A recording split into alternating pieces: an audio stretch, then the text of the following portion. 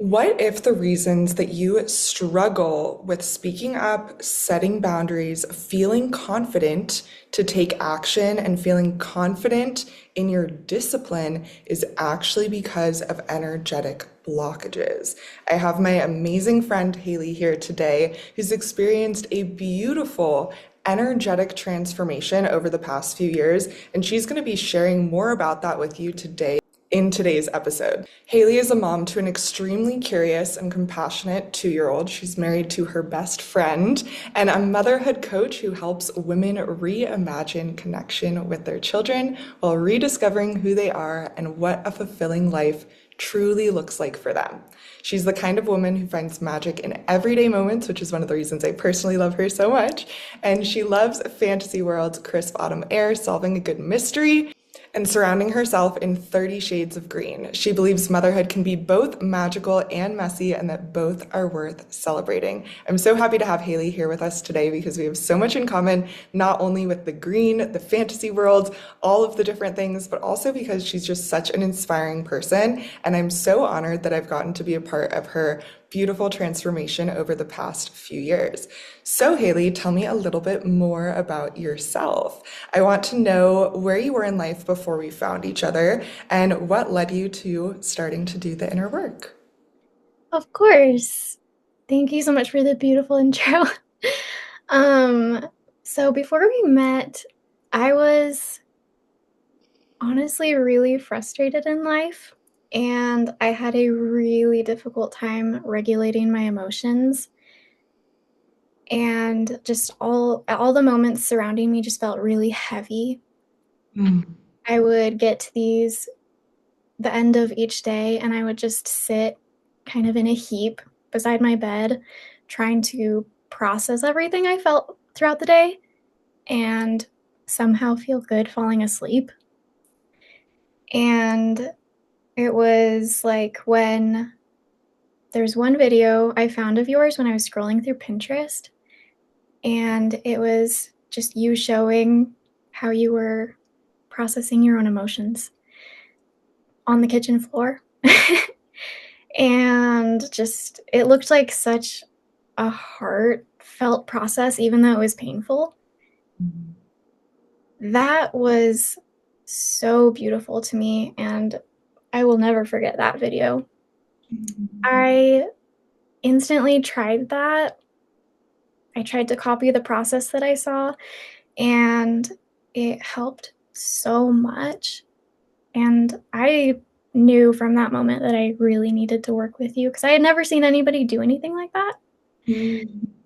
And that's kind of what we started exploring at when we first started working together.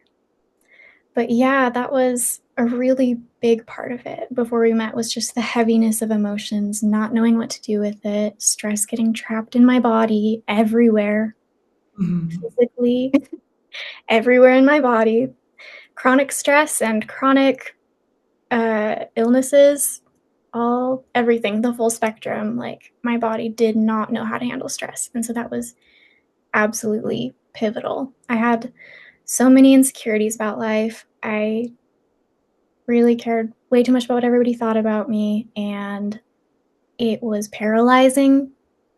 I wasn't able to speak my mind about anything, and I just had like this really strong reputation to uphold as like the good, quiet, nice little girl. That's really what it felt like before, working together.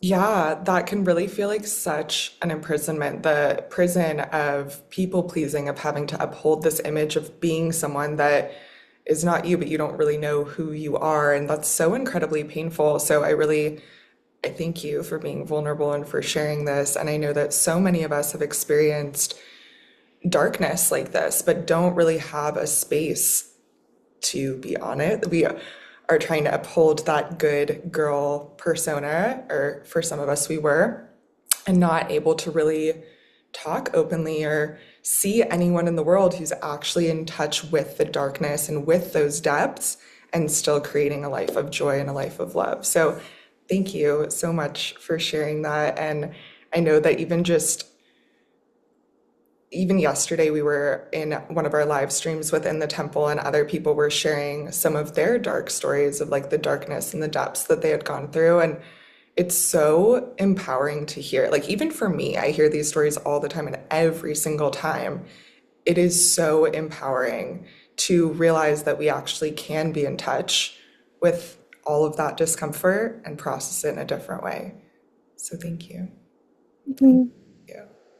I just want to know, how do you feel that the temple or doing this inner work changed the way that you see yourself and your life? Well, it the thing that I have always thought from day one of working together was capability. I increased my capability every single day. Like I became more capable in all aspects of my life. I could hold more, I could do more, I could be more, and like honestly, the sky is the limit. Every day it just keeps getting more and more, just constantly expanding. Um, I learned how to flow into life, to access a more feminine energy, to be able to romanticize every moment. That has been one of the most beautiful things. Just like even in the darkness, we've had so many discussions about romanticizing your life, and that has changed everything. Just feeling like life is actually magical. Like it can be magical and mystical and realistic at the exact same time. Like those can all coexist. And Mhm. that was like such a beautiful revelation to me, having been someone who's always loved the concept of magic from the day I was born. I feel like I just love magic and mysteries, and it's been like super healing for my inner child to realize, oh wait, life actually is that way. I love that. And I love that you said that so much. And that's one of the things that I love so much about you is that we both have such a passion for whimsy and romanticizing life and magic and mysticism and all of the things, which is so magical. But also, I think there's like a reputation for those topics that those topics avoid the darkness. And so I love what you just said about how we bring the magic into all of the different highs and lows of life, and then it raises our overall capacity, our overall capability. Like, oh my gosh, I just love your words so much. I love how you articulate these things. And this is why I love your content. Further along in this video, we're going to share ways that you guys can connect with Haley and watch her videos and her content and learn about ways that she has tips and tricks of being more magical and whimsical and all of the incredible things. And I'm really excited for it because every time her videos pop up on my feed, I'm like, oh, yes, yes, 100%. I love hearing how you articulate these things. Thank you. Yeah. So, what other things have you noticed if you want to share anything else? So, one of the big shifts that I've loved to experience is being more experimental in my life. Mm. It has been just the perspective that you've been able to share in not taking things so seriously and being experimental, trying things out, whether it's different things to do or even ways to be. That I think that's been a really big factor in healing my perfectionism and the need to be seen a certain way. It's been a really big part of that process.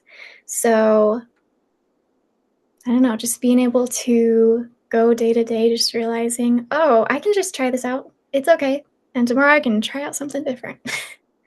And it doesn't really matter. It's not that serious. But if I don't try it, that would be maybe more serious, you know? Mhm. Yeah, I love that. Knowing exactly what to be serious about and giving yourself the courage to live life, to not just sit on the sidelines and try to make life look a certain way, but to actually give yourself the permission and the allowance to try different things and to find what works for you. I absolutely love that. What are some other major breakthroughs or shifts that you've had? Well, I think one of the big ones for me was when I gave birth to my son. I obviously like had in my mind this whole picture of how I wanted it to go. I wanted to be as natural as possible and just have this beautiful, pain-free birth experience, which is what so many people talk about. And it definitely did not go that way. I had basically I had to get induced and have an emergency C-section. But the interesting thing is that the preparation work that we did together, the tools that I had through the temple, it put me in a certain frame of mind and a way of going about everything that made it feel like the most divine possible experience. And so even being like postpartum in the hospital, where everybody around me was talking about, wow, that was crazy, that was terrible, like we did not expect it to go that way, and they were feeling bad for me and Mhm. telling everyone else how bad they felt for me, and I was just like, I don't know, like I got up, seriously, like when I got up the first time to use the bathroom in the hospital room, and I looked at myself in the mirror and I saw the like bandages across my stomach and stuff. I thought I felt beautiful. I felt so beautiful and so powerful. And that was an incredible experience. Mhm. And I just, it changes everything. Like, no matter what you go through in life, no matter how far away from your original plan it is, I think that the tools that are here in the temple have like made everything else feel, yeah, more possible, more capable, more beautiful. Kind of everything else I said before, romantic and magical. And it can be that way. It gets to be both. You can hold both, the hard, the ugly, the unexpected, and the beautiful and incredible and divine. You get to have it all. Oh my gosh, Haley, this is a story that I didn't know. I'm hearing this for the first time along with all of us. And wow, wow. There's so many words that can be said here. It's so profound what is possible when we allow ourselves to surrender our plan to the divine plan and being able to walk through this journey. Right, oftentimes we want to do a home birth journey and things like this because we want to be able to tap into our divine feminine warrior energy. But the fact that through this journey, which is so incredibly hard, and all these people around you feel horrible for you, et cetera, and even in that environment, you're standing up and feeling like a warrior and feeling powerful and feeling proud of yourself and able to, I'm thinking of the words like mental gymnastics or being able to alchemize the stories, right? Because our energy is a reflection of the story that we tell ourselves. And as someone who's been hospitalized a ton of times, I had to be hospitalized many times to learn exactly this, right? If I'm hospitalized and I'm telling myself this story, or if I go into having to, obviously, I haven't had a C-section or given birth, but an unexpected medical treatment or something like that, when we find ourselves in these situations, it can be traumatic. It can be so incredibly traumatic. It can be so scary. There were times in my own life where I would be in the hospital telling myself, like, why is this happening to me?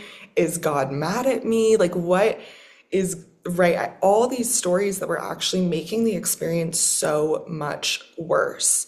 And through that lived experience of my own healing journey, I've shared all of this in the temple. And just to hear that I know, and I've gotten to journey with you, so I know that you've watched every single module. You're on every single call. I love how you show up for yourself. It's so inspiring and so beautiful. And through that, you were faced with a situation that you could not control that was so different from the plan that you were expecting. And you were able to rise and feel peace and magic. Like, oh my gosh. Oh my gosh. I know so many other women in our community, birth trauma is a big thing. So to be able to be your own energy guide, your own guru, your own coach in this experience, oh, you are so inspiring. I just love you so much. Thank you. I think it's been like, it's almost been kind of incredible to me how well I can hold that. I would call it the feminine energy because it's so linked to creation, to, giving birth, having children and stuff. I have one son, but I have had 3 pregnancies. And even in those, my miscarriages, like those still were beautiful experiences to me. Because once again, I looked at myself and I was like, wow, I'm beautiful. I'm powerful and I'm still a woman. And, that's delivered a lot of healing to me and it's been really a source of strength. What are some other things that really helped you in those difficult times or things that you told yourself? I think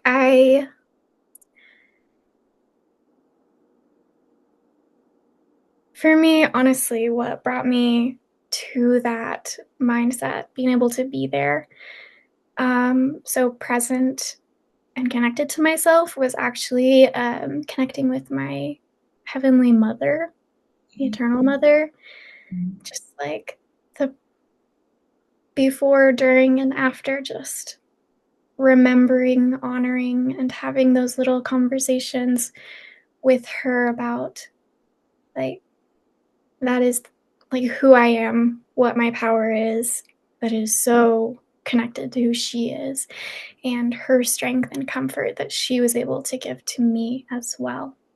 Wow, that is so beautiful and so powerful. And for it's so hard to like talk about these higher dimensional forces that we can feel, but there's so many different words for them. So what exactly do you mean by Heavenly Mother? Is that kind of like the force of Mother Earth and goddess energy? I think that we all have like different personal experiences with it. So I want to hear more about how you articulate this. So, the Heavenly Mother to me is one part of God. God is father and mother, masculine and feminine. And especially in my religion, being very focused on God the Father and the patriarchy and everything like that, it was it wasn't until I really started learning about Heavenly Mother, who is very present in scripture and in the religion, but not really talked about much at the same time. But being able to learn more and connect more with Heavenly Mother as the nurturing, loving, creative, divine feminine figure, that has been really key in me coming to myself as a woman, as a creative being, as one who gives birth to children. It's been very interesting to compare myself to her and to connect with her and all of the insights that that's been able to give me. Yes, yes. And what we're talking about is we can talk about it in so many different ways. We can talk about this being a divine feminine awakening, a dark feminine awakening in every different religion and culture. There's echoes of the feminine energy that isn't talked about as much, in some cases has been wiped out completely.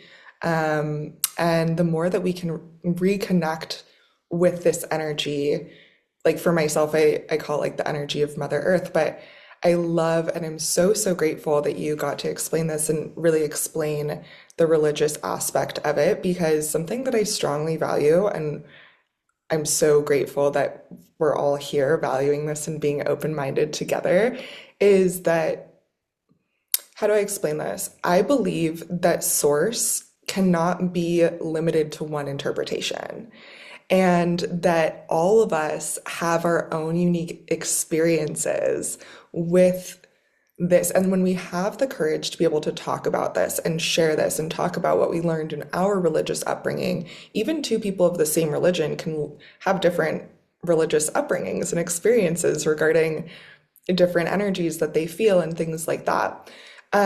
So I just really deeply acknowledge you and I thank you because I feel like these are the conversations that are creating peace in the world and understanding. And I, for so much of my life, was in a place that these conversations were too scary to have, to talk about different interpretations or talking about, oh, like this part of religion or scripture, this, or is this safe? What if someone is judging us or whatever it is? And it's just so liberating to be grounded and rooted in open-mindedness. And it's okay for, I tell myself at least, that it's okay that we don't know everything and that we're having our experiences and sharing them. And so I just thank you so much, Haley. And I hope that for all of us listening, that we can leave some beautiful comments for Haley down below, because talking about your divine feminine awakening and your connection to Heavenly Mother and your belief system surrounding this, like that in itself is an up level, just talking about it, let alone having those experiences. All of this is such an up level and such an up level. And we'll get into that even more, right? Speaking up, setting boundaries, going back to the topic of our bigger topic of our conversation today that we'll get into more in just a little bit. So yeah, I really acknowledge you right here, right now, for sharing that wisdom with me, with all of us in our beautiful, open-minded community of people that also just want to feel connected and powerful and like warriors. Some of the ways that I have gotten to tap into that energy is like studying female warriors. I think that there's different male figures in history that I've even found that like took the credit from women. I don't know if you've ever come across stories like that. I can't think of like a specific one, but I think there were a few scientists that were discovering DNA. That's one story. The guy, oh my gosh, you guys, I'm like the worst historian ever. Everyone can make fun of me and judge me. I don't really care. The guy who went and told everyone that the British are coming. Oh, yeah. What's his name? On the horse in the middle of the night. Yeah, I can't Comment remember. it down below if you guys are more in your mind, in your education and intellect than us right now. We're in our heart energy. But apparently there was a woman who was like 16 years old and did it beforehand, right before him. She did the whole run on her horse. No way. Yeah, and he took the credit, and in history, it's all about him. So I love learning all these different ways that feminine power has been present all along and tapping into that. And I think that in our modern society, so often women are told to be small, to be exactly what both of us felt like we needed to be in the past. Be a good girl, be soft-spoken, be covered, physically covered at all time, all of these different things. And another perspective, what I've often felt when I feel into the energy is like, it's okay to be big. It's okay to sit up tall, to speak loudly, to sing loudly. Like all of the, right? It's really incredible. And I have meditations where I connect with what you call like the Heavenly Mother energy, and that's some of the insight that I've been getting over the past few weeks. Like she keeps reminding me, society is going to tell you be small, small, small, small, small, and I'm going to remind you like be big. Like open your shoulders, and yeah, it's okay to stand in your confidence and in your power. Yeah, absolutely. Even my perspective is definitely rooted in my religion, but it has evolved in the last few years. as I've learned more about the perspectives of everyone else. And that evolution has been a direct influence in me increasing in my own power and confidence, just like you were saying. I love that so much. I feel the same way. I feel like the more wisdom I get in contact with and I'm connected with, the more connected I am with myself and my own truth. And it's really so beautiful to be connected. Mhm. Mhm. I just love talking to you about your journey so, so much because there's so, like, your journey is filled with transformational stories and it is so powerful. I want to know if there's any other breakthroughs that you've experienced that you can share with us. Yes, one of the other really big breakthroughs that I've made is learning more about my cosmic identity. What I Ooh. is kind of how I would sum it up. It's just like the combination of numerology, astrology, human design, like all of those things, even star seeds and stuff. It all has learning more about me and my unique blueprint, how I show up in the world, and the fact that, yes, it really is unique. And so is everyone else around me. Like, that has been so instrumental in teaching me who I am, the power that I hold, giving me permission to show up how I want to show up. And because of that, it also plays a direct role in how I deliver my services, my energy to other people around me. That's one of the really big things that I want to share with people around me Mm. is that their identity is divine. That is like kind of the keystone, I would say, kind of like the anchor point around everything that I do in terms of my work helping other people. Like everything revolves around that is like identity. Who are you? How are you showing up? Where are we going? Let's Yeah. do that.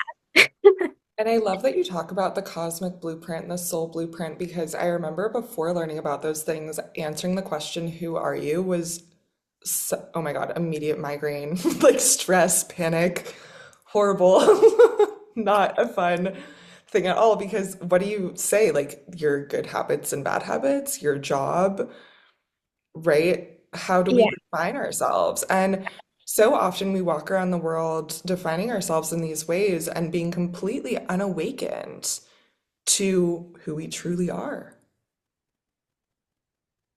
Yes, definitely. And that really influences so much of our mental health, our relationships, our everything. Literally every facet of your life is influenced by who you think you are. Hmm. Hmm.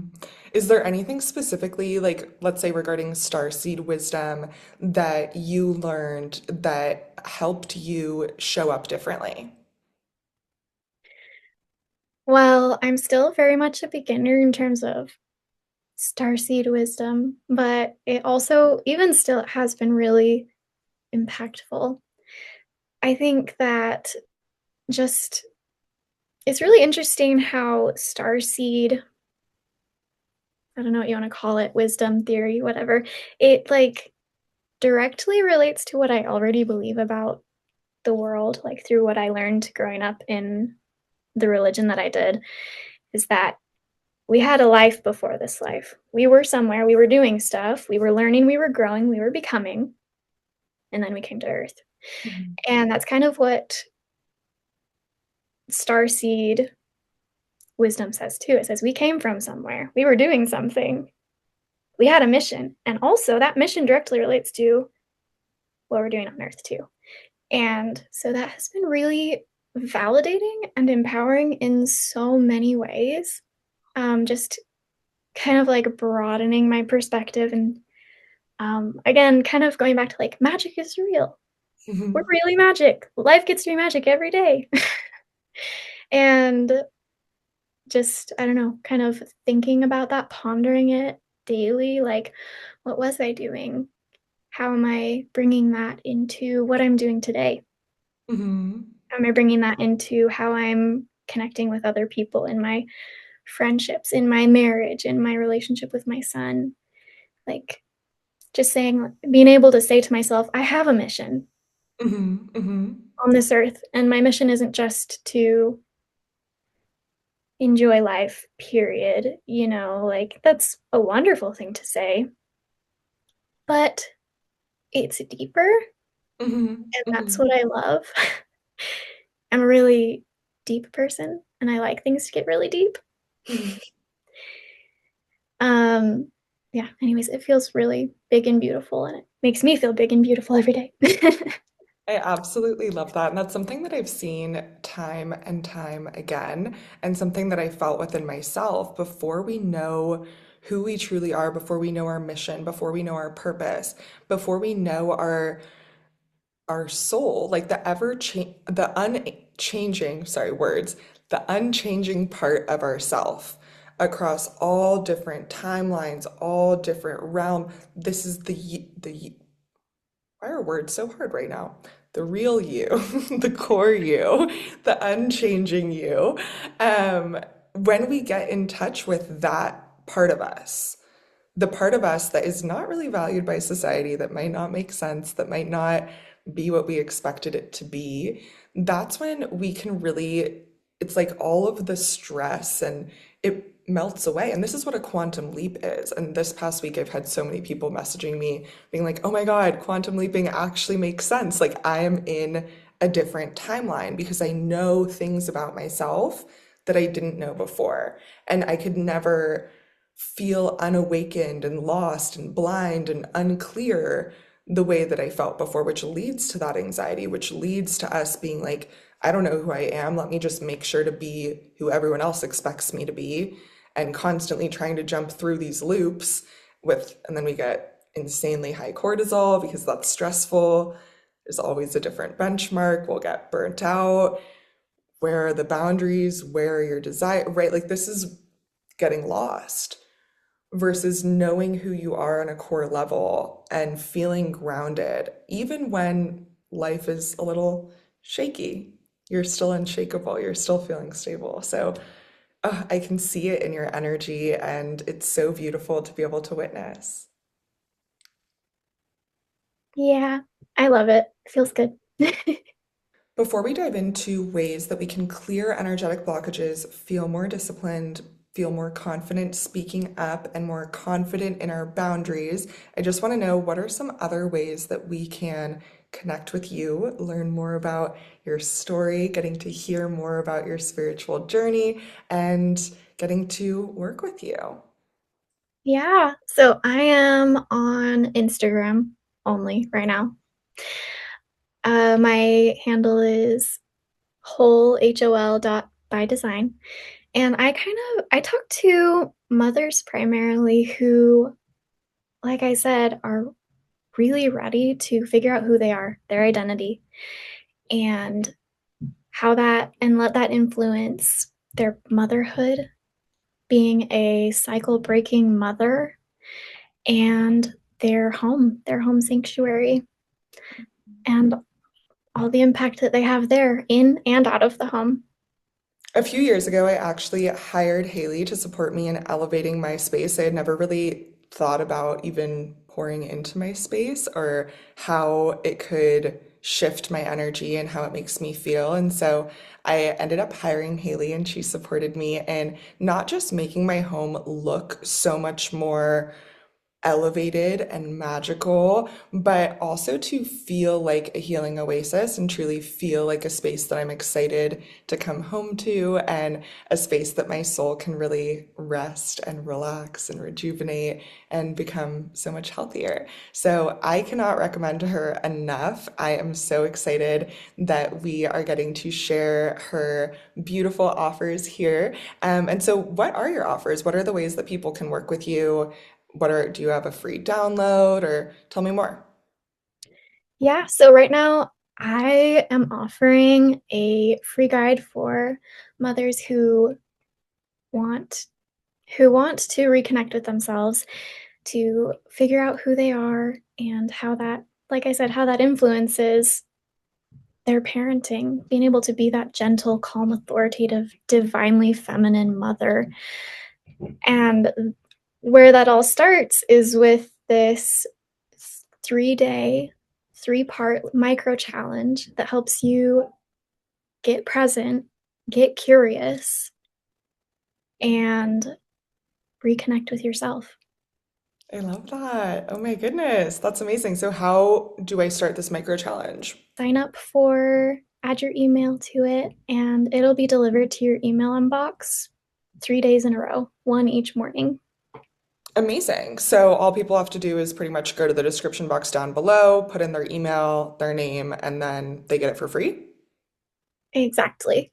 That is so awesome. And then other free ways that people can connect with you is through Instagram, correct? Definitely. I share a lot there about empowering mothers and all of those things that I just talked about. I love that so, so much. So you can find all of the details and ways to get connected with Haley in our description box down below. And now we're going to dive into a topic that is not only transformational for mothers and for women, but for all of us all of us humans, all of us souls here, here on this planet, and that is energy blockages. So one of the ways that I like to share energetic healing inside the temple is through chakra healing. We have major energy centers within the body that we call chakras, which is a Sanskrit word for energy centers, right? And so these energy centers are all responsible for different things, different thoughts, emotions, sensations, all of the above. You honestly could dedicate the rest of your life to studying chakras, and there would probably still be more to learn. And so the way that I like to support the human body in feeling instantly grounded, feeling instantly more empowered, more connected to your purpose and your inner wisdom, is by focusing on activating the chakras from the root up. So the root chakra is the lowest chakra. This is located in the pelvic region. And moving upwards, we have the sacral chakra. The sacral chakra is responsible for not only sensuality, sexuality, but also creative energy. That root chakra is responsible for our groundedness, our stability, our security, our masculine energy. And we all have both feminine and masculine energy, which we'll talk a little bit more about. Moving upwards, we go into the solar plexus chakra, which is our identity, our sense of self, our soul purpose, our unique mission, all of that is in that solar plexus. Then the heart chakra is, many people say that this is one of the most powerful or largest chakras in the body. The heart is not just about love, the heart is also about emotions. The heart has its own center for wisdom. The heart also has a lot to do with abundance, sharing your services, receiving money, goods, services, help, support, acknowledgement, compliments, all of this has to do with the heart chakra. So we can receive more with an open heart, and we can also connect more deeply, feel more intimacy, things of that nature, the more that our heart is open. So a lot of people only focus on heart chakra healing, but I like to focus on all of it, and we can really activate the heart even more once we start from the ground up. Moving past the heart, we go to the throat chakra. This is a little bit self-explanatory, right? The throat, responsible for speaking up, responsible for setting boundaries, saying the truth, saying your truth, things like that. Um, Moving upwards, we have the third eye. The third eye is one of the chakras, just like the heart, that is not just an energetic concept, but it actually has an organ attached to this chakra. So the third eye chakra is the pineal gland or the pineal gland, depending on how you pronounce it. And this is a gland within the brain that is right between both halves of the brain. It is the only part that is right between our left mind and right mind. And so many philosophers consider this to be the seat of the soul. The third eye is what allows us to uh, see beyond the veil, to see ourselves through the eyes of God, through the eyes of our creator, to be more in touch with the mystical and magical nature that we all have within and our own natural psychic gifts that we all have.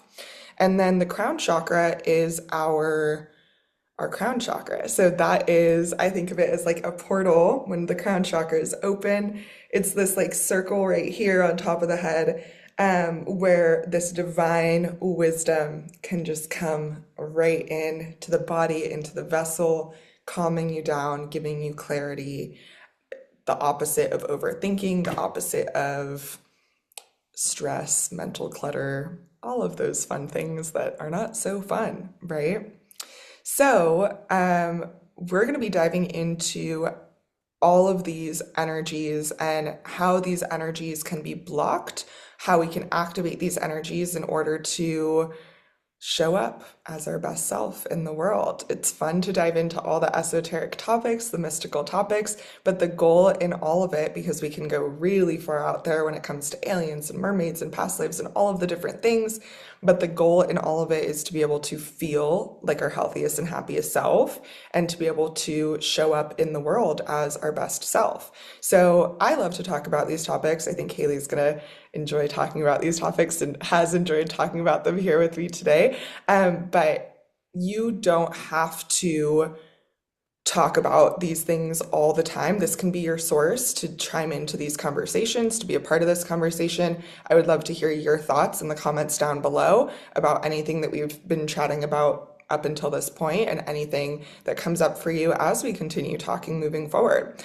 So, with all of that being said, what questions, Haley, do you have about speaking up, setting boundaries, feeling disciplined, healthy masculine energy? Let's just dive right into it. Well, first, I think it's kind of funny that you mentioned we heal from the root up, which is something I know you said before, but like I don't think I put it directly together. Because what I've been thinking about for the past little bit in preparing for this is how I think that every year since I've been working with you, I have um intentionally and unintentionally kind of focused on each of the chakras, and it started with the root and it worked its way up. And right, like in 2025, I labeled my year theme as Heart Unleashed for like the heart chakra. Okay. And now it's like naturally moving into the throat chakra right now. So that's really where my focus is I'm starting to move into the throat chakra right now. Not that I haven't been working on it all along. Not that you don't work on all of them the whole time technically, but there is a really big um I would say focus on each, at least for me throughout my journey just naturally. Hmm. Uh, Almost like 1 year at a time, which is kind of a crazy coincidence. Maybe not coincidence. Yeah, yeah. I love how that just clicked for you because yes, 100%. I'm so glad to be sharing this process because I started this journey trying to be the best version of myself, trying to feel healthy, trying to feel happy. I started this in therapy, and I came across a video that someone had shared that with their therapist over the past 10 years and for the next 10 years, what they're going to be doing is pretty much going through, so each year of their life, like at 29, they're going through year nine and all the traumas and all the pain that happened in year nine. And then at 30, they'll do 10. And then at 31, they'll do 11. And my heart goes out for anyone who is stuck in these mental systems of healing because it is so triggering. The brain doesn't know the difference between time. So when we talk about these things, we're reenacting them, we're reliving them, we're re-traumatizing ourselves. And when we can move through, like each chakra has within it the inner child.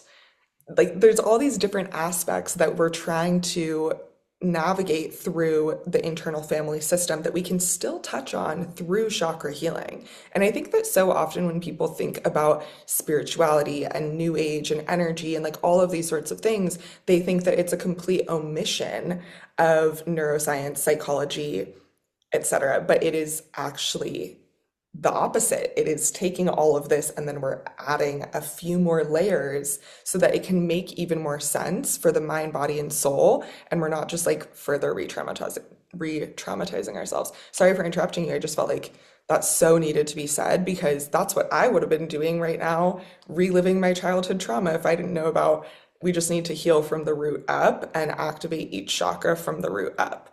And also that this is always available to us. If I'm ever feeling I've done a full activation, I'll reactivate my chakras if I feel like I'm in a bad mood, if I feel blocked, if I'm learning a difficult spiritual lesson. And I can do that in like an hour because we've gone through that process over time. So, yes, yes, yes, yes. Okay. Sorry for interrupting you. What are your questions about these topics? No, absolutely. It's just your body has a natural way of wanting to break down its own experiences in life, and if we kind of force that process, maybe mathematically, that's it feels disempowering. So, yeah, I totally agree with that. I in terms of where I'm at right now, like I have been I've experienced a lot of honestly physical throat pain Hmm. Hmm. for a long time, and it only keeps getting worse. And it's interesting because I used to sing a lot, and I still kind of do, and I try my best, but it hurts. And Hmm. even talking hurts my throat. Hmm. And more over the last year, I've become increasingly more aware of the like energetic connection Hmm. to that pain, how it manifests, and my ability to be self-expressed. Hmm. But it's something that I can't let go of. Like I can't seem to shake that pain no matter how many like meditations or releases I do or things like that. And that's been really frustrating, but just not just as frustrating. Even more frustrating is the the lack of um self-expression that I've had throughout my life. I like look back throughout my whole life and I see just there was a point in my life when I was really young and I stopped talking. I stopped talking completely. It's actually crazy. I only remembered this very recently when I was having a conversation about it. But like, I used to be what my parents called like a ham, want all the attention, would get up on the coffee table and perform for family. Like, I couldn't care less. Hmm. And I had so much to say. And then all of a sudden, I think I was like 3 years old and I just stopped. And since then, I've been like the quietest person in the world. Hmm.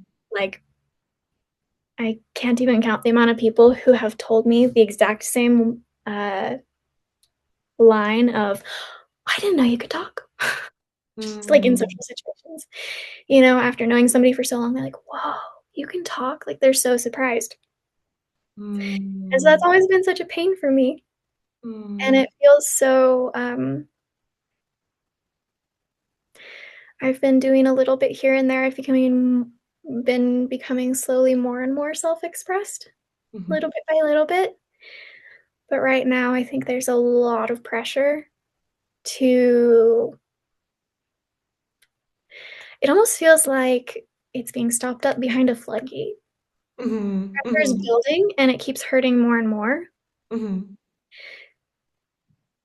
and something's got to give, and then all the pressure will go away. That's almost what it feels like. And maybe, of course, it can also be a very slow process. I'm not sure what it'll look like, but I'm not sure what next steps to take there. Yeah, definitely. I'm so glad that we're talking about this. So often when we have a physical pain, we feel urgency to want to get rid of that pain.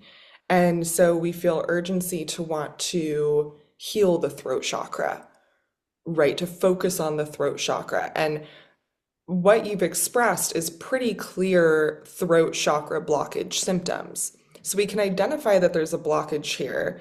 And what the brain is going to think is like, okay, let's then focus on the throat chakra.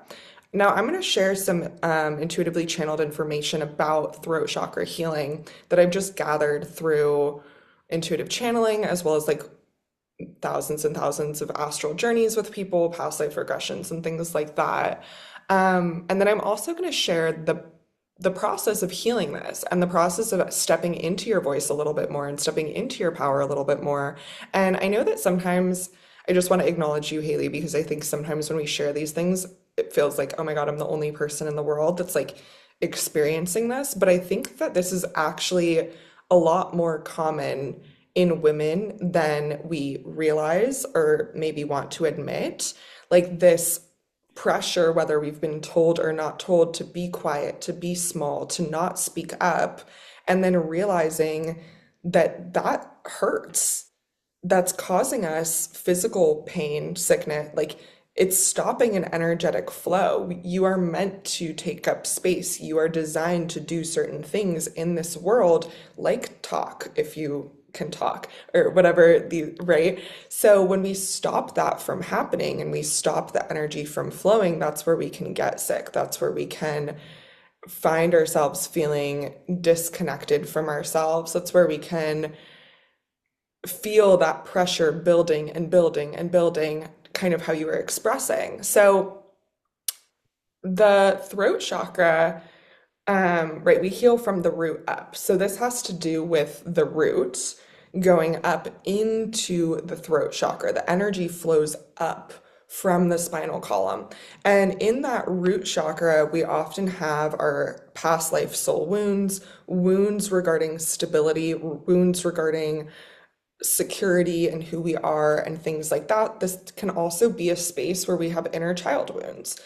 So before we were 5 years old, like those memories and experiences are kind of stored in that root chakra. So there could be a few layers of things that are happening here. The first layer is, even though nobody directly shamed you and told you it would be better for you to not talk, maybe you felt this energy from being called a ham, right? Maybe you felt that it wasn't encouraged. And this is called conditioning. This is a form of conditioning and programming that is common in psychology. I can't think of the word for it right now, but it's, I was just watching a video of it recently that was actually like a funny video, but basically a child will develop a certain emotion depending on very subtle energetic cues from the parent. I even posted a video about this just recently.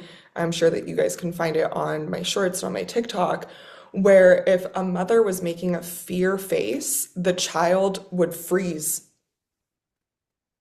because it doesn't know what's in danger. It doesn't know what it's, I'm talking about like a 2-year-old child that can't really assess on their own. And if the mother just looks at them and goes, the child is scared and doesn't know what to be scared of. But if the mother looks at the child and goes,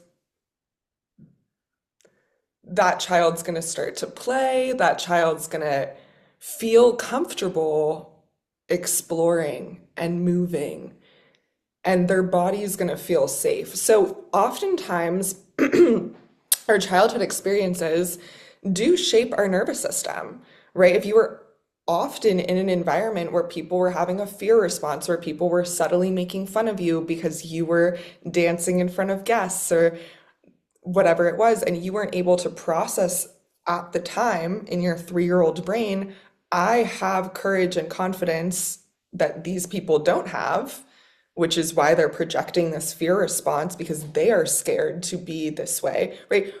Our brain isn't developed enough to do that. The human brain develops outside of the womb. So from 0 to 7, we're still developing what is Earth, what is life.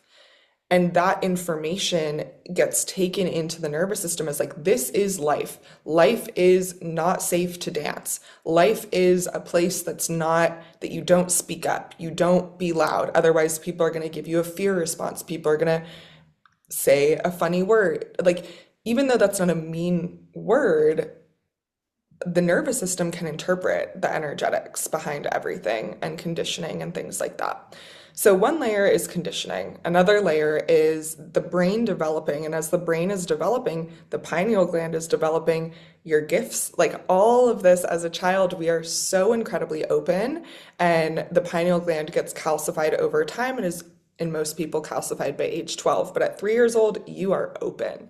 And you can be perhaps receiving wisdom about your mission at that age that a 3 year old cannot comprehend, right? That was my experience. That's why doing hypnotherapy, getting to do our own conscious exploration, meditation, things like this can be so helpful for us because maybe at 3 years old, when I was like, oh my God, I can't sing out loud, I was remembering a time as a fairy that I used to sing with the birds, and then someone came and like hunted all the birds. Like, I'm not going to be consciously aware of why I just realized in that moment, like, we are not safe to sing.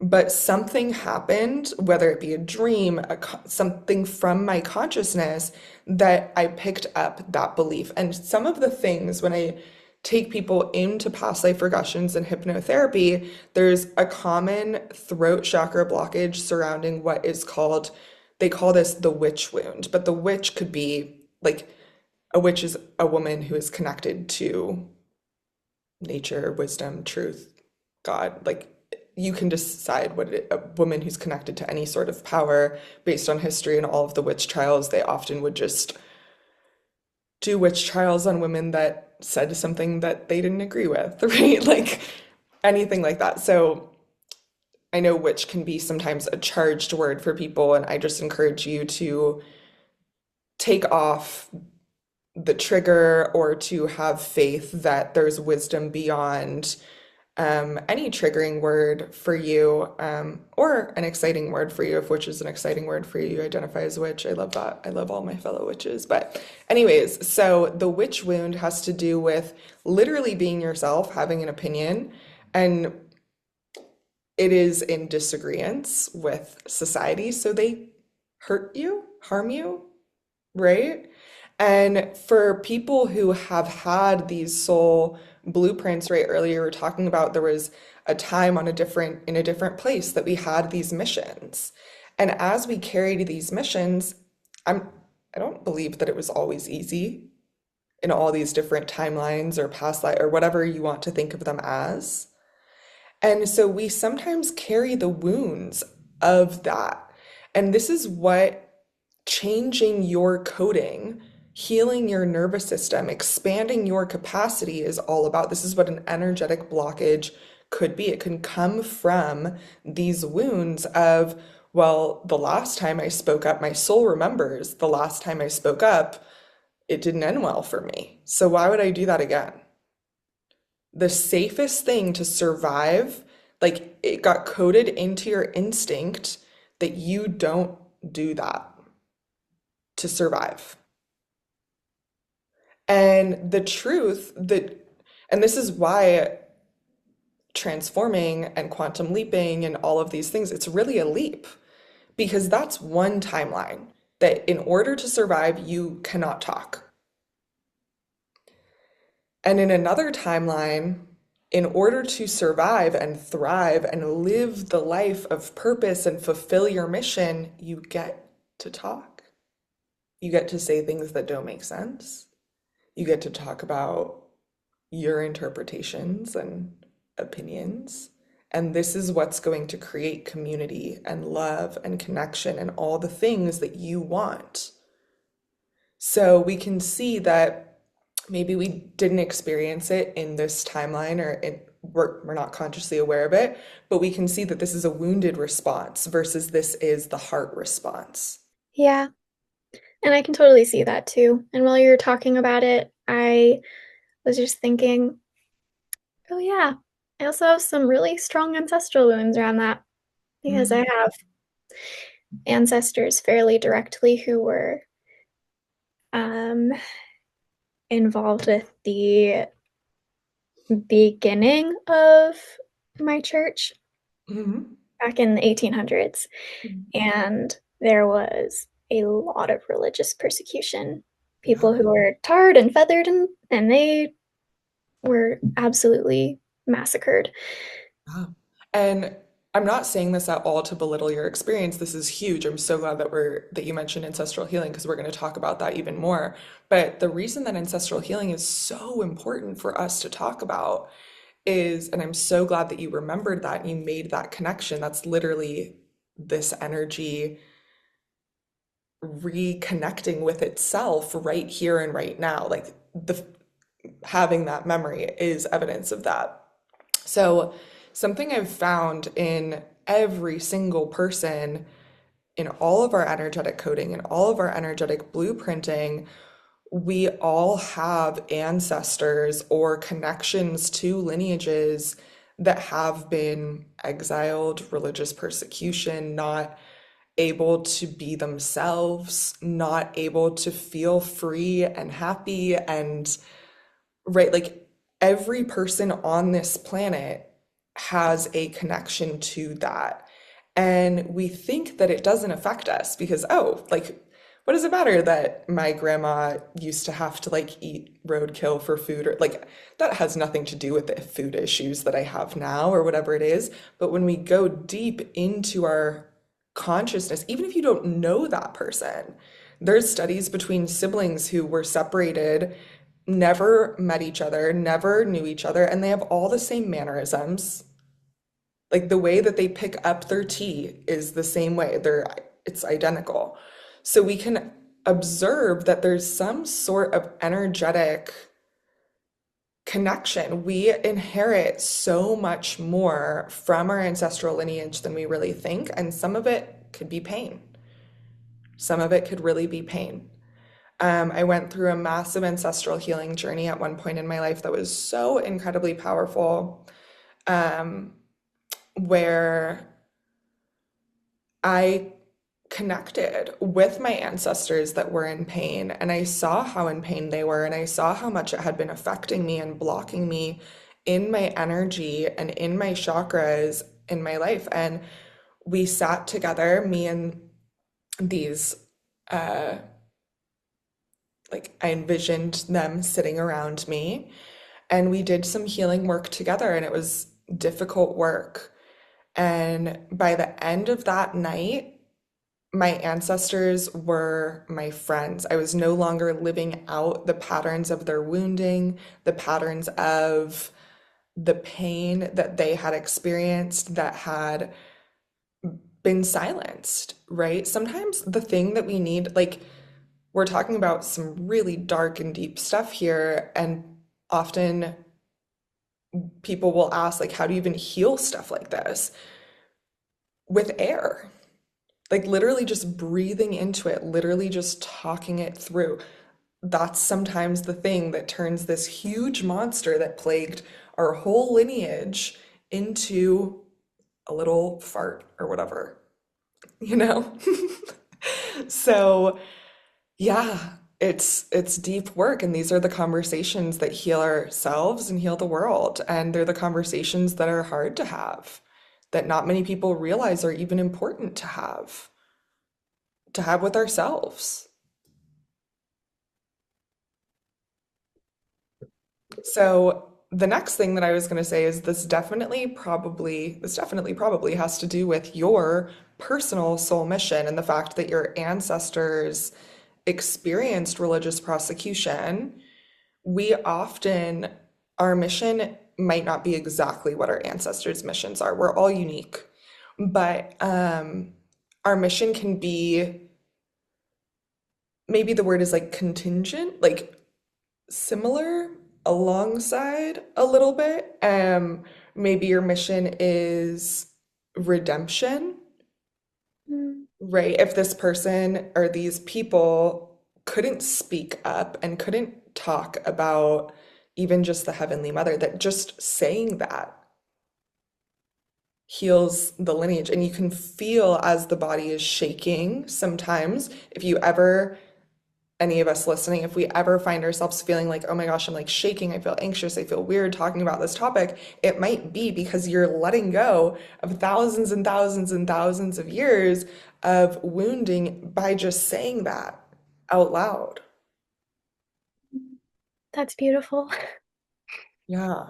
So the way somatics are tied into this so deeply because our mind, body, and soul are not as separate as we think. And the nervous system stores all of this stuff. The brain can't be consciously aware of it.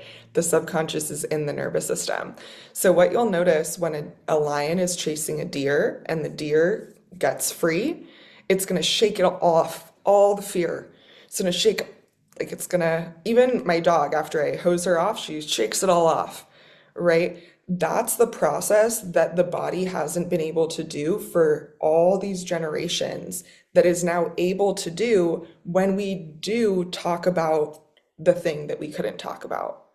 And this is why I love this work so, so much, is because so often people think like, oh, my life's work is that I'm meant to build the next Eiffel Tower or something like that. And I'm like, or maybe it's to be able to create art without shaking and feeling anxious about it, or be able to talk about your dreams without questioning yourself and feeling stupid or thinking that you're weird or something like that. Um, it's it's small. Sometimes it's those small things that are going to lead to the next Eiffel Tower being built or whatever your big mission is. But this is how we create that internal spiritual foundation of being unshakable, of feeling connected to ourselves. And yeah, now I'm just channeling and rambling. So, what are you hearing, and what other follow-up questions do you have? I think it's beautiful to envision releasing the wounds, releasing the tension that's been building up, just one word at a time, you know, literally and metaphorically. Um,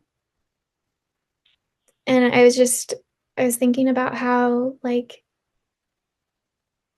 I really do believe that that is a big part of my own journey because in my human design, the central focus of my chart is the solar plexus to throat connection.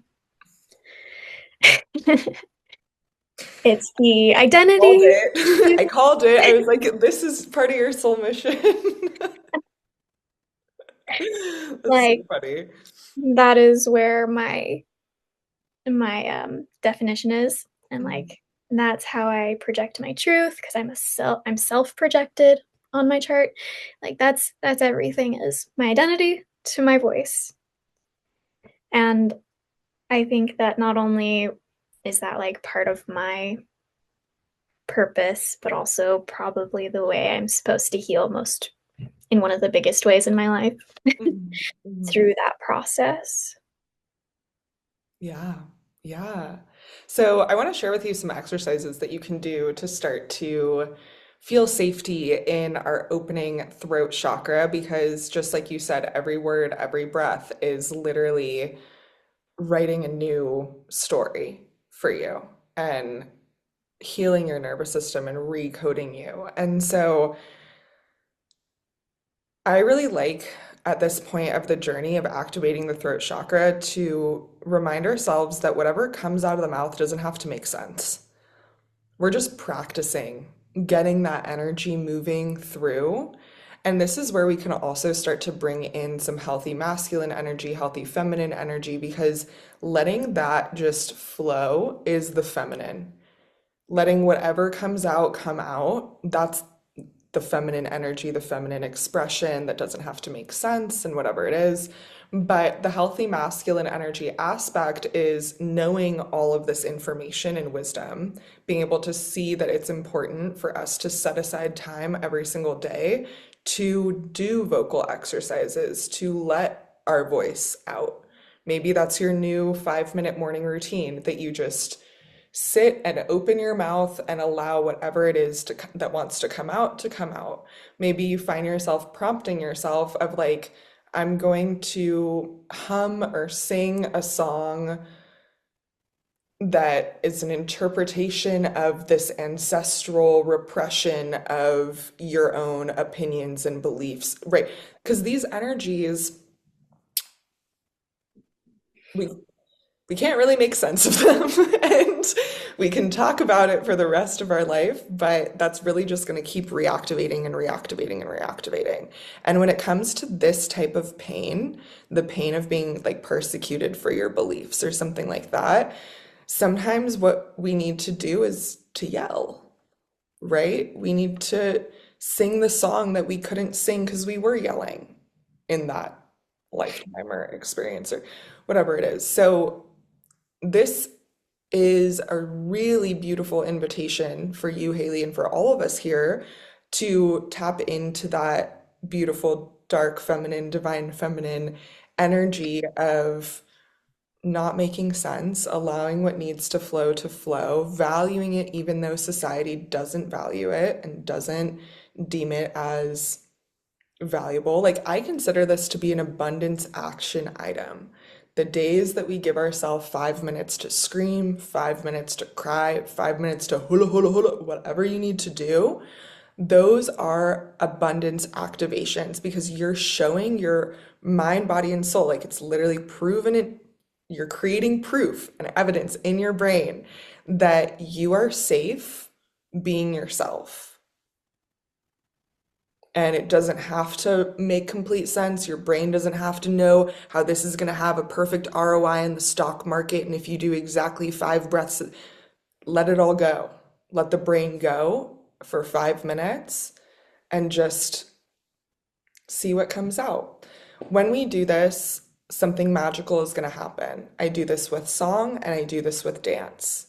And I just let it flow and I will just record myself for my own healing because I want to see what's happening in the energy around me. What if a ghost comes in while I'm singing? I want to know what's going on, right?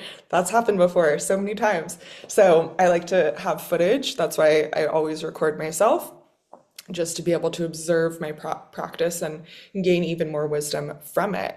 And when I've done this, I have then gone, like, for example, this week we're recording this right before Thanksgiving. And the way that I'm celebrating Thanksgiving this year is I'm going to a powwow. And there were dances that I saw in the powwow when I went for the very first time. And I was like, I did that dance. Like when I allowed myself to just fully be my full on, full-fledged weirda, like not making sense, just gonna stomp and hoot and holler as much as I can. The movements I did were the exact steps of a ceremonial dance that I had never seen before. I have goosebumps as I'm sharing this because this is how we tap in to the wisdom of our soul. And the songs that I sing now, I will hear phrases in ancient songs. And I'm like, wait, I just said that. I didn't even know I was speaking that language. I was just chanting light language, and like that's what happened. It came out. So this is how to unlock that infinite well of soul wisdom. And you are so right there. So I'm really excited to hear how this works for you. Me too. Yeah. And for anyone who's listening right now, I would love, love, love to hear any thoughts that you have in the comments down below about these practices because they are super powerful and super powerful. Yeah. I know that you wanted to talk about throat chakra. Do you have any other questions about throat chakra before we go on into our next question?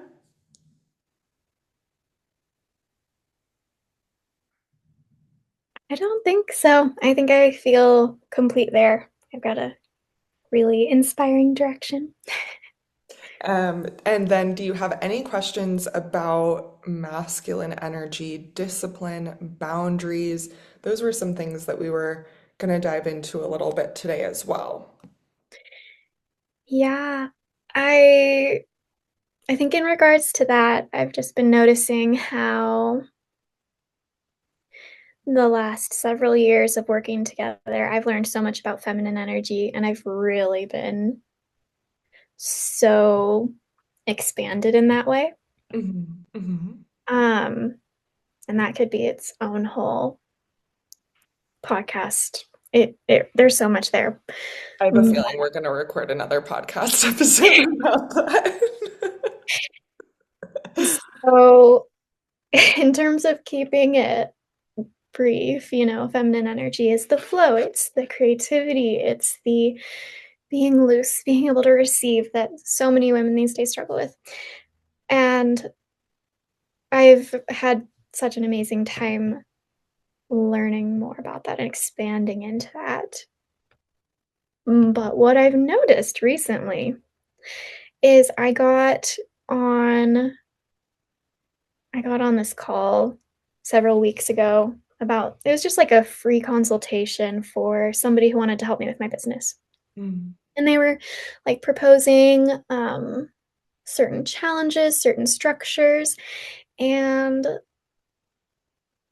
I don't know, every thought of like having a structure, having a goal, having any form of, yeah, I guess structure and systems, which is really what masculinity is. It's that container Hmm. Hmm. for the feminine to flow, right? It was all triggering me. And I was like, ooh, I don't know. I don't know if I like that? And I was thinking about it after that call. And I was like, I have basically spent the last few years completely detoxing masculinity, which has been in my benefit. It has allowed me to fully figure out what does being feminine mean to me. Hmm. So it was necessary to like just at some point fully throw it out the window. I mean, not actually. There's certain systems you can't really avoid, but that's what it's been like. And recently I'm like, how do I build back in that structure? Because that's so necessary in order to move forward in my life from this point, I feel. To not just be in a place of creativity and flow and doing whatever I want, Hmm. but also seeing results and, you know, being able to, I think that it's really connected to my ability to be able to speak up, speak out, and reach more people. I just feel like that's really connected. Hmm. Hmm. I think so too. Yeah, I 100% agree. Yes, I'm so glad that we're talking about this. I feel like there's so much in here for us to unpack. First thing that I want to say is you didn't sign up for the course, right? On the No, call. I didn't. Okay. So I wanted to just, before I get into it, make sure of that because this is hard to talk about, and this is a phenomenon that I've seen a lot of people go through when we find ourselves at a crossroads in our spiritual journey. We've just gone through this massive detox, but now we're ready to see more results, and we can find ourselves susceptible to getting on those consultation calls, being someone sharing with us a business program that could help us see those results or things like that. And a mistake that I've seen a lot of people make at this point in their journey is spending ten to $20,000 in a business program. I've seen it because I've done it. I've spent hundreds of thousands of dollars in business programs that weren't fully aligned with me myself. And then immediately hopping on a call with me and saying, oh my God, I regret that so much. This is so triggering for me. It's everything that you just described. Right. And so I think that there's multiple things going on here. There's one thing I've noticed that I've always felt really strongly, passionately about, which is that women-owned businesses, statistically speaking, make less money than male-owned businesses. And that pisses me off personally. And that is one of the reasons that I've dove into these sorts of studies. Amongst that statistic, what I've personally noticed in my own life is people that are very, very spiritual often have even less structure, even less boundaries, even less systems, vision, things like that, even more of the flow because we want it. We want to feel free.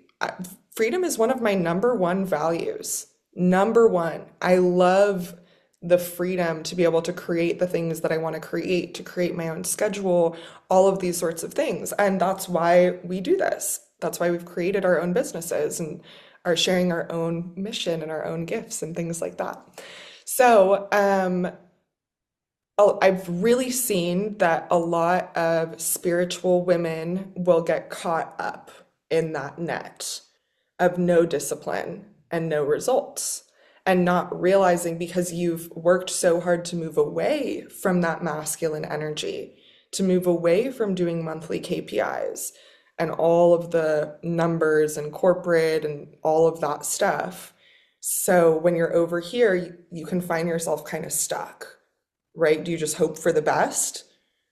Do you just keep doing what you're doing? Like what do we do here? And I'm so glad that you're asking that question because a big mistake is hopping back here, hopping back to that place that we've healed from, the place of lots of discipline, KPIs, numbers, crunching numbers, all of these sorts of things. Like there were business programs that I've done in the past, um, where we were crunching numbers of like how many posts per lead. Right, so that's what I was doing in my free time and my KPI, like so much masculine structure and systems and how many clicks per ad, so how many cents per click in your ads, right? Like this is all very masculine ways of doing business. And in my opinion, this is my personal opinion, business means money. If you are doing a business, like if it's making money, then you have a business. If it's not, that's a hobby. That's my personal opinion. And so making money and getting those results and actually doing the things that you say that you're going to do and provide the services that you want to provide and actually living the vision that you have for yourself, whether it's being a lash tech, whether it's being a woman's coach, whatever it is, this is really, really important. This is a big part of that business. But we don't have to go back to that old masculine structure in order to get there. So I'm sure that I can talk about this more and more, and we can get all convoluted and twisted. The fast answer is instead of discipline, the new method, instead of going back, hopping forward, is devotion. Devotion over discipline. And when women are devoted to their feminine energy, their goals, their whatever, devotion is discipline. When you are devoted to showing up as your best self, when you are devoted to providing services, you're gonna make a landing page.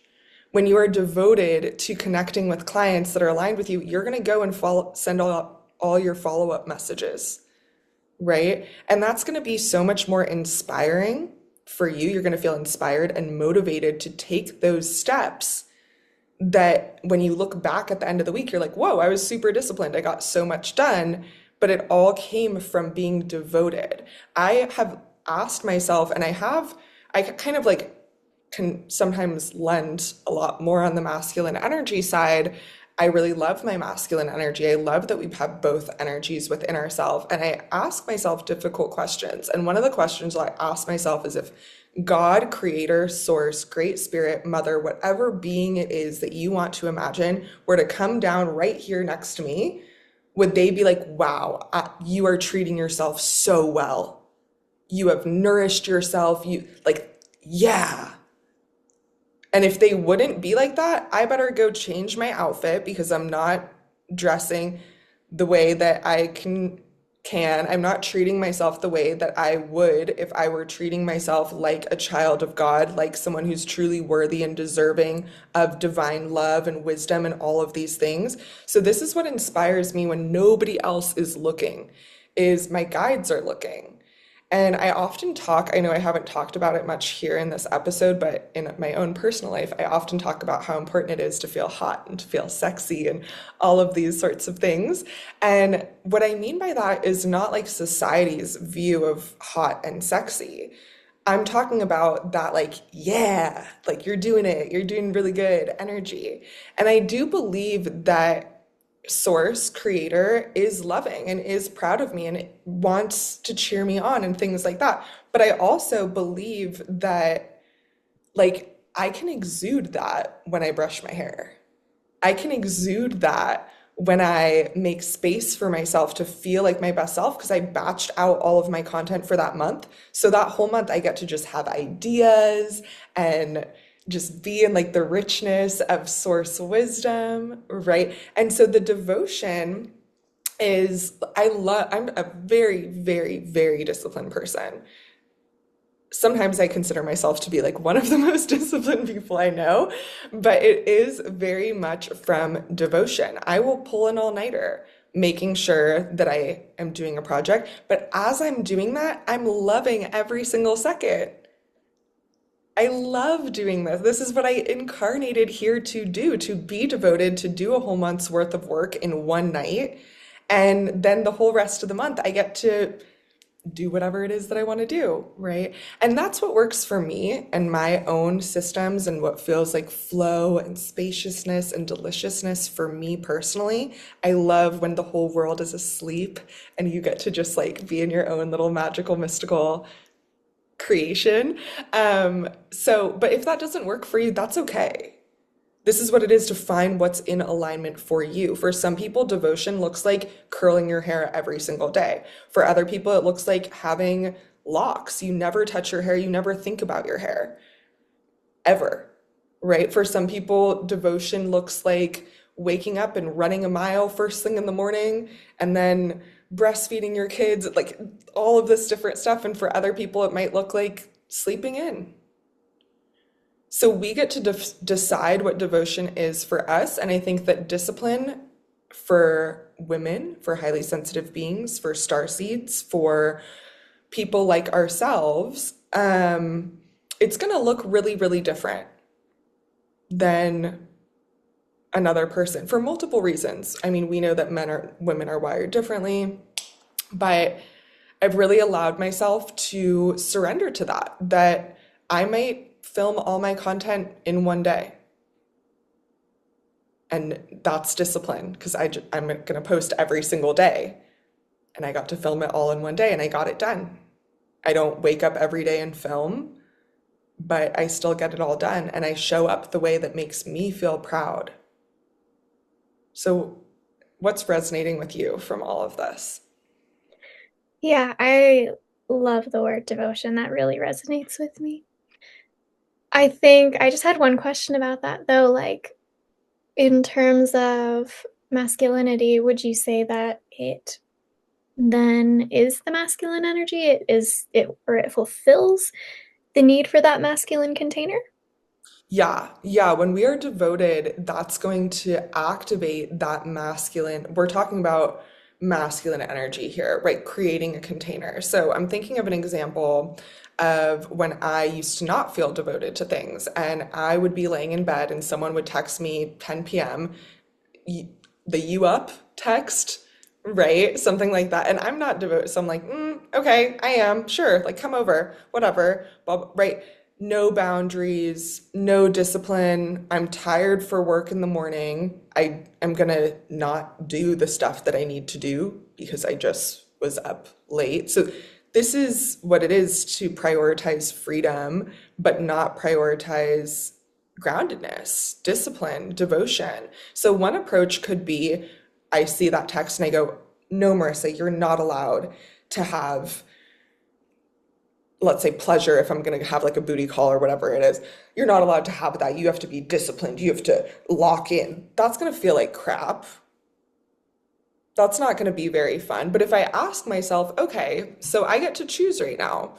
What am I devoted to? What would actually make me feel better in the long run, at the end of my life, at the end of the week, at the end of the day, tomorrow? If I wake up early and feel well rested and I can get all of my talking videos done that make me feel anxious because I'm working through my throat chakra blockage right now and all of this stuff, maybe that would make me feel healthy and proud of myself. And I can just like feel my digestive system like working smoothly when I think about that choice as opposed to the other choice. And so that's where asking ourselves, what am I devoted to? How do I want to show up even when nobody's looking? That's going to encourage you to live in a certain timeline, one or the other, right? One is a booty call timeline, the other one is like I'm busy living in my mission. Yeah, I love that. I want to I want to bring up two more quick examples of this gap that I have and just see if it continues to align with this same theme of devotion. Yeah. So, um, the first one is actually in regards to this consultation call I had. So afterwards, I in the moment, I was so stirred to action because of the call that I went to my husband and I was like, so I really want to do this and I want to spend a lot of money on it. Money means nothing to me. We can figure it out. It'll come if it's meant to be, right? Like the whole God will provide because he does. I'm very much in that mind frame about everything. And I Hmm. feel like that is a very feminine thing to do, like just to receive, it'll all come. Hmm. And then, of course, my husband was like, no, we don't have that money. That's not going to work for us. And so we had that back and forth conversation where I was like, it's fine. Everything's okay. It'll all flow, right? And he continued to bounce back with, no, we have to make realistic decisions, you know? Hmm. Hmm. Um, and then, so that's that one. And then the second example was my friend was showing me all of her goal trackers and spreadsheets for habit tracking and all that stuff like that. And I was like, I used to love this, but right now it's making me really sick, Hmm. and I actually have not written down my goals maybe since the beginning of the year. I haven't looked at my goals. I haven't done anything. I've just been all in create and go. And Hmm. I haven't really given myself much structure or tracking at all in terms of that. So those are two more ways where that has manifested for me. Yeah, yeah. To finish a thought from earlier that I was saying about business coaching programs, I am really glad that you are in the temple because the temple is not $10,000 or whatever it is. And inside, this is where you can find your systems of what you want to document, what's in alignment with you, what's not in alignment with you, things like that. I also relate to what you were talking about earlier about all the goals and spreadsheets. I used to literally sell ebooks of like how to come up with your 5 year plan. And now I don't believe in having a 5 year plan. I believe in being connected to your mission, being connected to your purpose. I think that when you are in a certain point of spiritual maturity where you know what messages you're receiving from above, from source, you know what you're meant to be doing, things like that, like you can trust that. You can be present to that. But I wouldn't say that for someone who has no idea what their purpose and what their mission is, et cetera, right? So the tracking things, like what do we track in this process if we're following our own um, words are not working for me right now. If we're following our intuitive impulses as to what we should be creating and what we should be working on and things like that, there are things that we can track. So just as I was saying before, a business doesn't exist if it's not making money. I strongly, strongly believe that. Like the whole purpose of a business is to make money. It is amazing that we provide beautiful services. It is amazing, but you can do that without having a business, you know? So the reason that we have the business and money and all of these things are a huge, huge part of this three-dimensional reality. And it is important, in my opinion, to know what are actually the things that are moving the needle in my life? What are the abundance action items, the things that lead me to having more money, to feeling more inspired to take action in my life? Like if I'm having a business and I'm not selling any products or any offers, right, that's going to be the first immediate step. And from there, I can track, okay, how often did I post? How often did I sell? Right? Like there's things that you can track from within there without Mhm. having to track absolutely every single part of the business and part of these steps. So that is really valuable, is like finding your own systems, finding your own metrics. I know some people use a quarterly system. I use a new moon system. So I do my metrics, I do everything only on the new moon because that is the time that I believe is astrologically aligned to set our vision, to set those goals for the following month. While some people might say, okay, if you are launching a product or launching an offer, you need to have 16 emails going out over the course of 6 weeks. Like there's all these numbers. And numbers are great. If you love numbers, that's great. Numbers, I don't align with numbers at this point in my life. All of that turns me off. All of that shuts off my nervous system. And instead, what aligns with me is asking myself questions like, how do I get this in front of people's eyes? What are the things that I would want people to know about this product or about this offer? Who are the people that would benefit from this? Maybe I go and I reach out to them specifically and I give them like a specific discount code. And I'll kind of monitor what are the actions that I took in this 3D world throughout this whole entire launch period.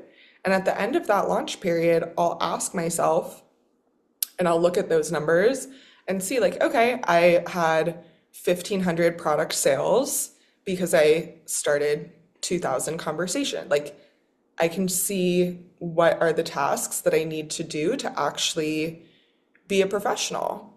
And that's going to make me feel really good.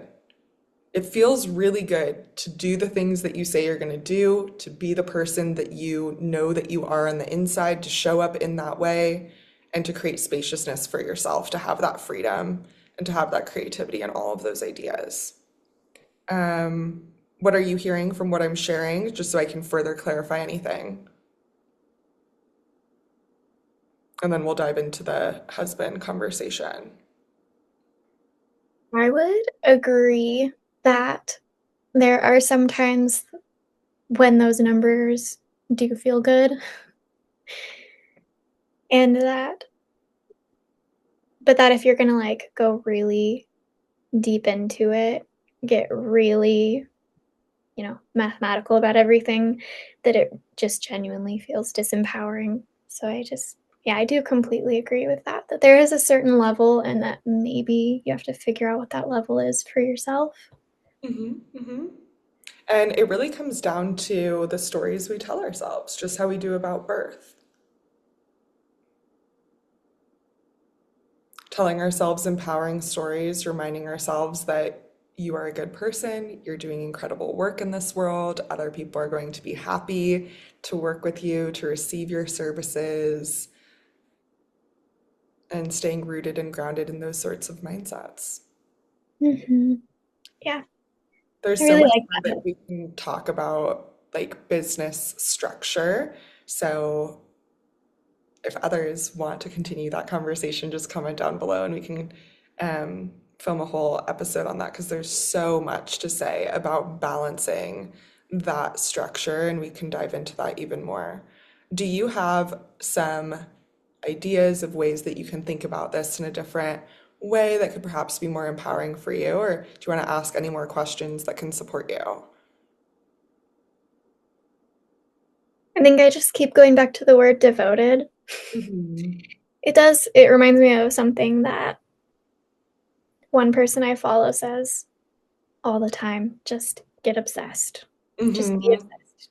I'm obsessed with content creation. I'm obsessed with, sharing my message. Just even if at first it means brainwashing yourself into being obsessed because you know that you at least like that thing and that it's what you want. Mhm. And I think that that works really well. Yeah, yes, I 1000% agree. And I know so often people are like, this is delusional or whatever it is. Be delusional. All of us are literally just believing the stories that we tell ourselves. So you might as well tell yourself a story that makes you feel good, that makes you abundant, that makes you feel fulfilled, that makes you feel harmonized, like far along in your purpose, reaching your highest potential. Whatever stories lead you to that, keep telling those stories.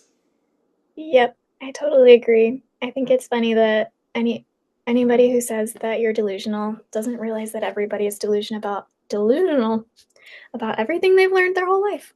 So Yeah. might as well choose it. Yes, and I personally will find myself getting scared in that thought, which brings us back to like the other question that we were asking before, which is like how to be realistic. Because I can be so delusional all the time. Money grows on trees. There's nothing to worry about ever. God is always going to provide for us. Like, right, everything is always divine and just staying in a good mood and positive and things like that. But it's also really important to not spiritually bypass and to also be in touch with the reality and with the results. So to be able to have that harmony in between. So being delusional, I guess money is a really good a really good way to use. It's a really good example, I guess you could say. Um, because it's a really tangible example. So being delusional about money, in my opinion, would be spending money that you don't have that's not coming in. You know, if I were to go buy a $20,000 Birkin purse, that's kind of delusional. Yes, that would be a huge quantum leap for me. I've never owned a purse that expensive. I personally don't value really expensive purses and things like that. So that would just be like it would completely shift timelines for me in so many different ways. But that would also be delusional. Like that's not, I don't value this item. I'm not going to use it. This isn't a good investment piece. It depreciates in value by at least 50% the second it's purchased. Like I can't resell this. I'm not, I don't have an extra 20K per month coming in that is just disposable extra change income that I can just use in that way. Right. And so if we don't have those things, then that purchase is delusional. So it's important to be in touch with like I mean now we're getting into like the deep nitty-gritty. I don't personally recommend budgeting. I don't personally recommend like pinching pennies and things like that. I don't, that doesn't align with me at all. I like to just have a positive mindset about money and trust that money goes and money flows. And so when it comes to huge purchases or things like that, like it's important to look at like how long is it going to take me to pay this off? Realistically speaking, with the income that I have, right? And the way that I think about that is if God, source, creator, great spirit, the wind, were to give you $20, it is your job to manage that $20. This is what it is to be devoted, right? What is your belief system? Would you use $5 for food? Would you use $1 for like what, how do you manage that energy? And money is a really good example and shows us how we manage our energy because if we have a leaky money and our money is leaking in ways that we don't even realize, our energy is probably leaking in ways that we don't even realize too. And so being a little bit more disciplined in our energy and in our money can protect us energetically. So it's really, really beautiful to have a very to be grounded and rooted in that positive mindset. And I think so often we don't look at numbers or we don't want to like be realistic because that's like being rooted in fear, like the 3D and not in the possibilities and the opportunities. But it's also important to be able to tell ourselves the truth, right? And maybe the truth is that you have 30 cents in your bank account and You're like, okay, let me tell myself the truth. Like, I get to feel this right now. What does it feel like in my body? What does it look like in the mirror? What are the thoughts that I'm having? Or whatever it could be. Like, you get to be there and then connect with that mindset of, I know I'm going to be fully taken care of, even if there's 30 cents in my bank account. This doesn't define me. And in this moment, I'm able to see that there's so much more to life than money, right? But we can't bypass the discomfort part.